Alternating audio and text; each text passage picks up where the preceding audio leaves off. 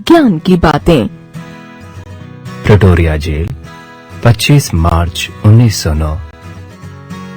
प्रिय पुत्र मणि, सदा प्रसन्न रहो। अब मुझे महीने में एक बार पत्र लिखने और एक पत्र पाने का अधिकार मिल गया है। मैं पत्र किसे लिखूं? मिस्टर पोलक, मिस्टर रीच और तुम्हारे बारे में ध्यान आया, लेकिन मैंने तुम्हें ही पत्र लिखने का मन बनाया। तुम मेरे बारे में जरा भी चिंता मत करना, मैं पूर्ण रूप से शांति में हूँ। आशा है कि बा अच्छी हो गई होंगी। मुझे जानकारी मिली है कि तुम्हारे कुछ पत्र यहाँ आए थे, परंतु वे मुझे नहीं दिए गए। फिर भी डिप्टी गवर्नर की उदारता से मुझे मालूम हुआ कि बा के स्वास्थ्य में निरंतर सुधार हो रहा है। क्या वे अब फिर से चलने फिरने लगे हैं? बा और तुम लोग सवेरे दूध के साथ साबूदाना बराबर ले रहे हो ना? तुम कैसे हो? तुम पर जो जिम्मेदारी मैंने डाली है, तुम सर्वथा उसके योग्य हो। मुझे भरोसा है कि तुम आनंद से उसे निभा रहे होगे। मैं जानता हूँ कि तुम्हें अपनी शिक्षा के प्रति रोष है, परंतु कारागार में रहकर मैं अब यह समझ गया हूँ कि केवल अक्षर ज्ञान ही शिक्षा नहीं है। सच्ची शिक्षा तो चरित्र का निर्माण करती है और कर्तव्य का बोध कराती है। आजकल तुम्हें अपनी बीमार माँ की सेवा और अपने भाइयों की देखभाल करने का सुअवसर मिला है। यदि तुम यह काम अच्छी तरह से और आनंद से करते हो तो तुम्हारी आधी शिक्षा तो इसी के द्वारा पूरी हो जाती है। संसार में 3 बातें बहुत महत्वपूर्ण हैं। यदि तुम इन्हें प्राप्त कर लोगे तो संसार के किसी भी कोने में निर्वाह कर सकोगे।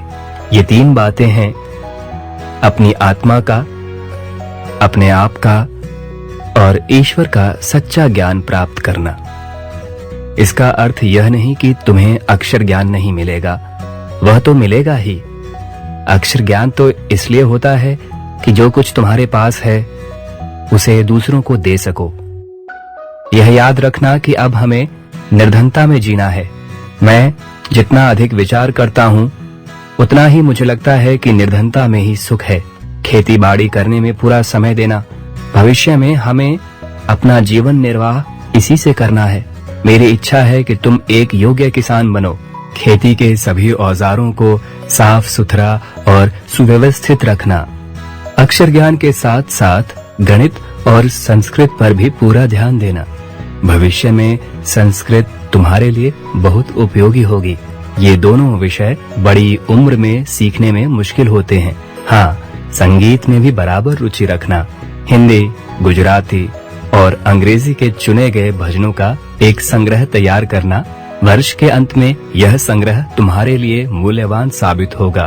काम की अधिकता से मनुष्य को घबराना नहीं चाहिए, न ही यह सोचना चाहिए कि यह काम कैसे होगा या पहले क्या करूं।